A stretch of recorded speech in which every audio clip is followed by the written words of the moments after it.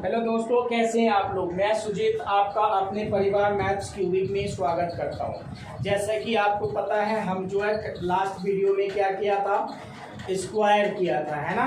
किसी भी नंबर का स्क्वायर हम कैसे फाइंड करते। तो आज हम करने क्या जा रहे हैं, स्क्वायर यानी वर्ग। अगर इकाई का अंक क्या हो 5 हो, कोई भी नंबर है उसके इकाई का अंक क्या हो 5 हो। अभी हम क्या सीख रहे हैं, सिर्फ 2 डिजिट का स्क्वायर। क्या सीख रहे हैं हम लोग, 2 डिजिट का स्क्वायर।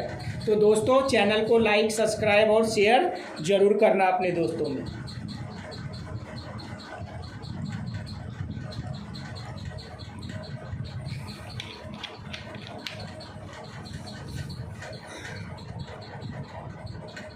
जैसा आपको पता है, क्या पता है, अब हम लोग बहुत बड़े परिवार में जा रहे हैं।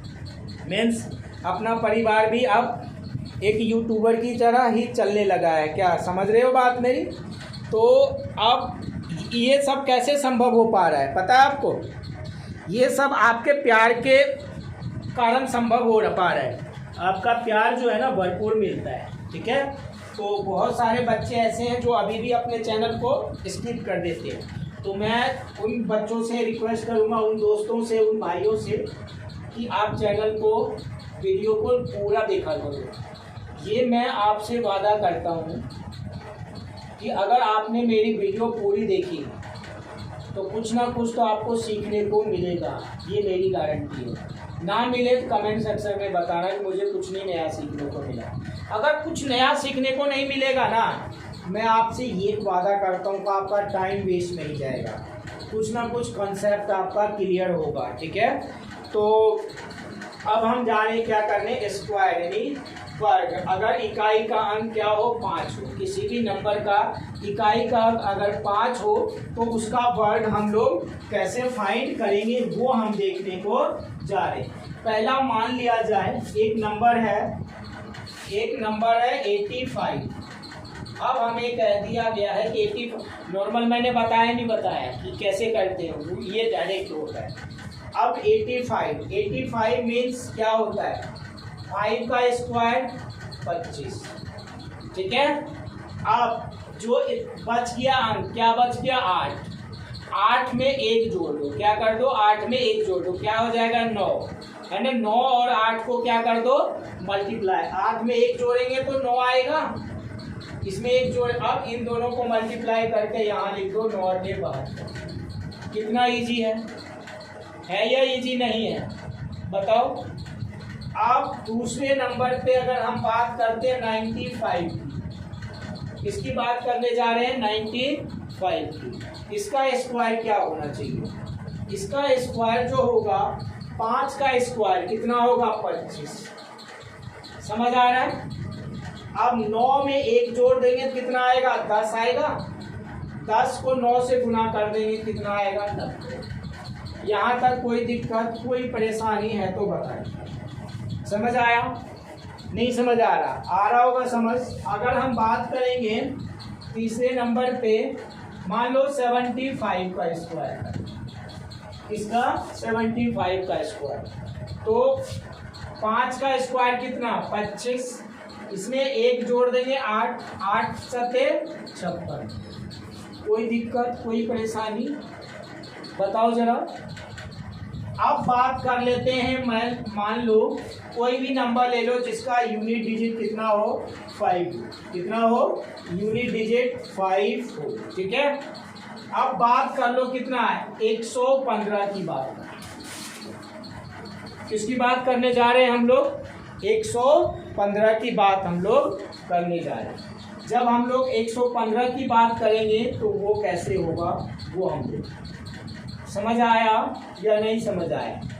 अब जब 115 की बात करेंगे, 5 का यूनिट डिजिट पकड़ लो, कितना आएगा 25। अब 11 को 12 से गुना करें, 11 में 1 जोड़ देंगे कितना आएगा आपका 12, यानी 11 को अब किससे गुना करना है, आपको 12 से, है ना। तो 11 दूना 22, 11 एकम 11 और 2 13। समझ आ रहा है, कितना आसान है ना। कि यूनिट डिजिट अगर आपका कितना हो 5 हो तो बहुत ही आसान हो जाता है, ठीक है। अब मान लिया जाए कोई भी नंबर जिसका इकाई कितना होना चाहिए, 5 होना चाहिए, ठीक है। यूनिट डिजिट कितना होना चाहिए, 5। अब मान लो आपसे कह रहा है कि 125 का स्क्वायर हमें फाइंड करना। क्या फाइंड करना है आपको, 125 का स्क्वायर। तो आप क्या 5 को 5 से गुना करो, 25। अब ये वाला नंबर बच गया, एक बढ़ा दो 13, 13 दूना 26, 13 एकम 13 दो 15। ये आपका दिक्कत, कोई परेशानी नहीं। अगर आपसे कह दे कोई भी नंबर है ना, नॉर्मली 3 डिजिट का पूछा जाता है, 5 डिजिट 4 डिजिट का तो नहीं पूछा जाएगा आपसे, है ना। अगर आपसे कह दे 105, क्या कह दे 105 का स्क्वायर फाइंड करो, क्या कहे आपसे 105 का स्क्वायर फाइंड करो, तो आप क्या करोगे, इसका कितना आ जाएगा 25 और 11 आएगा, 11 को 10 से गुना करोगे 110। समझ आया या नहीं समझ आया? देखो मेरे प्यारे भाइयों, अगर समझ आ रहा होगा तो लाइक, सब्सक्राइब और शेयर जरूर करना, है ना। देखो क्या होता है, लाइक से क्या होता है, सब्सक्राइब से क्या होता है, आपको कुछ ना कुछ समझ आया और मैंने आपको कुछ ना कुछ समझाया, यही तो होता है। और क्या होता है, और हमें मोटिवेशन मिलता है, हमारा परिवार बढ़ता है। इसलिए हमने आपसे क्या कहा, लाइक, सब्सक्राइब और शेयर करना। देखो होमवर्क के तौर पे आप लेना 55 का स्क्वायर फाइंड करना, है ना। दूसरा जो है आपको मैं बोल दे तो थोड़ा बड़ा बड़ा भी ले लो, 35 का स्क्वायर फाइंड करना, आसान हो जाएगा, है ना। 30-25 का 305 का स्क्वायर फाइंड करना, ठीक है, आसान हो जाएगा आपके लिए, ठीक। अब आप कह सकते हो 85 वगैरह बता दिया है मैंने आपको, कोई भी नंबर ले लो, है ना, 505 ले लो, ये पकड़ना सिर्फ, ठीक है। अब बाकी 51 को 50 से मल्टीप्लाई करना। समझ आ रहा है, नहीं समझ आ रहा? एक नंबर और ले लो, 65 बताया था मैंने, 60 नहीं बताया था, कोई बात नहीं, कर लेना, ठीक है। ये होमवर्क के लिए कर लेना, ठीक। ये प्रैक्टिस हो जाएगा आपका, ठीक है। जब ये प्रैक्टिस होगा तो आप कैसे करोगे, ठीक है। अब जो हम बेस मेथड छोड़ो, बेस मेथड हम नहीं करने जा रहे हैं, ठीक है। बेस मेथड से नॉर्मली आप मल्टीप्लाई कर लेना, बेस मेथड बताने में उतना नहीं लगता, ठीक है। जितना उसमें टाइम लगता है उतना उसमें भी टाइम लगता है। अब हम करने जा रहे हैं परफेक्ट और नॉन परफेक्ट स्क्वायर, ठीक है। परफेक्ट और नॉन परफेक्ट स्क्वायर, है ना, है ना। परफेक्ट मतलब क्या होता है, पूर्ण वर्ग और अपूर्ण वर्ग, है ना। परफेक्ट और and non perfect square, non perfect square, है ना। क्या करने जा रहे हैं, परफेक्ट और नॉन परफेक्ट स्क्वायर। परफेक्ट मतलब होता है पूर्ण और अपूर्ण वर्ग, है ना, पूर्ण और अपूर्ण वर्ग, पूर्ण और अपूर्ण वर्ग, ठीक है। क्या करने जा रहे हैं हम लोग, पूर्ण और अपूर्ण वर्ग हम लोग करने जा रहे हैं, ठीक है। सबसे पहले आप बताओ परफेक्ट स्क्वायर के बारे में बात करें। देखो पूर्ण वर्ग, इसकी बात करने जा रहे हैं हम लोग, पूर्ण वर्ग। देखो एक क्या है, एक पूर्ण वर्ग है, 4 क्या है, एक पूर्ण वर्ग है, इसका वर्गमूल निकल रहा है ना, 25 क्या है आपका, एक पूर्ण वर्ग है, पूर्ण वर्ग, ऐसी करेंगे, है ना। तो एक क्या है आपका पूर्ण वर्ग है, 4 क्या है आपका पूर्ण वर्ग है ना, 5 यानी 25, इसी तरह 36, समझ रहे हो या नहीं समझ रहे हो? अब इसी तरह से 49 और इसी तरह से 64, है ना, इसी तरह से आपका 81, इसी तरह से आपका 100। ये सब क्या है आपका पूर्ण वर्ग, क्या है आपका ये पूर्ण वर्ग कहलाएगा, ठीक है। क्लियर, समझ रहे हो या नहीं समझ रहे हो? पक्का समझ आ रहा है?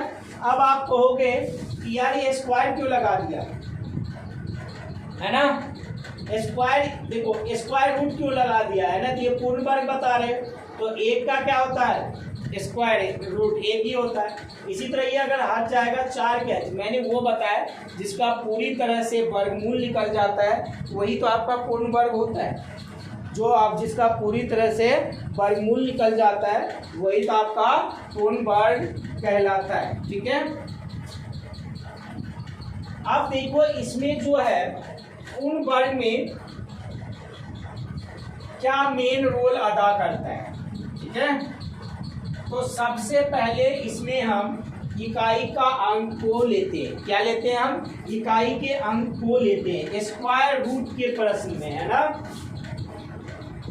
यदि, है ना, देखो स्क्वायर यानी वर्ग, है ना, किसके सॉरी स्क्वायर रूट के प्रश्न में, है ना, स्क्वायर रूट के प्रश्न में किसकी बात कर रहे हैं हम, स्क्वायर रूट के प्रश्न में हम लोग क्या देखते हैं, यूनिट डिजिट देखते हैं। ठीक है, क्या लिखते हैं, स्क्वायर रूट के प्रश्न में इकाई का अंक, इकाई का अंक यानी यूनिट डिजिट, इसकी बात कर रहे हैं यूनिट डिजिट, है ना, क्या हो, 1 हो, 4 हो, 5 हो, है ना, और 6 हो।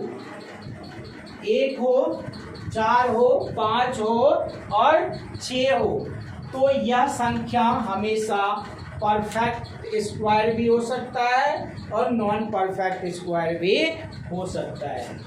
तो यह संख्या परफेक्ट या नॉन परफेक्ट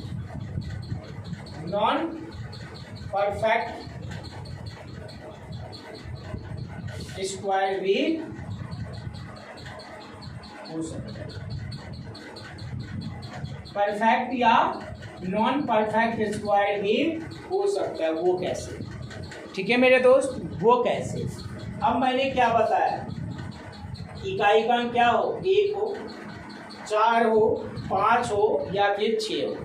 अब मान लिया जाए ये 36 है, क्या ये आपका 36 है, ये परफेक्ट स्क्वायर है। परफेक्ट स्क्वायर वही होता है ना जिसका पूर्ण रूप में वर्गमूल निकल जाता है, इसका वर्ग 6 होता है।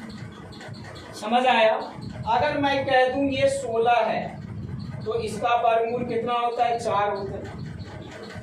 अगर मैं यहाँ कह दूं 26, इकाई का अंक क्या है, 6 है, क्या ये पूर्ण वर्ग है, नहीं, ये पूर्ण वर्ग नहीं है। इसलिए मैंने लिखवाया 1, 4, 5, 6 हो तो, है ना, 1, 6, 5, 6 हो तो यह संख्या परफेक्ट या नॉन परफेक्ट स्क्वायर भी हो सकता है। मतलब दावे के साथ हम ये नहीं कह सकते कि ये हमारा क्या है, परफेक्ट स्क्वायर है या फिर नॉन परफेक्ट स्क्वायर। क्लियर, समझ आ रहा है बात, बिल्कुल आ रहा होगा। ठीक है, इसमें श्योरिटी नहीं है।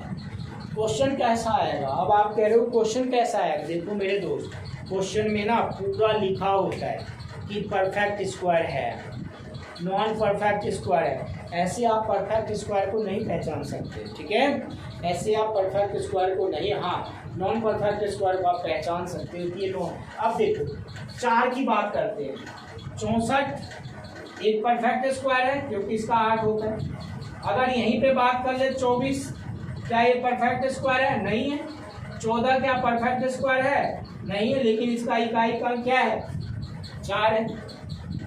ठीक है, अब बात कर लेते 25, 25 ये क्या है, परफेक्ट स्क्वायर है ना। अगर बात करें 15, क्या 15 परफेक्ट स्क्वायर है, नहीं। समझ आया या नहीं समझ आया। अब बात कर लो 81, 81 एक परफेक्ट स्क्वायर है। अब बात करते हैं 21, क्या परफेक्ट स्क्वायर है, नहीं। समझ आ रहा है, यही मैं समझाना चाह रहा था। अब दूसरी बात है ना, ये तो पहली कंडीशन थी। दूसरी कंडीशन मज़ा आ रहा है? मज़ा आ रहा है ना? तो अपने परिवार को बढ़ाने के लिए क्या करना? लाइक, सब्सक्राइब और शेयर करना। अगर यूनिट इकाई का अंक यानी यूनिट डिजिट क्या होना चाहिए? 2 हो, 3 हो, 7 हो या फिर 8 हो। 2 हो, 3 हो, 7 हो तो 8 हो। तो यह संख्या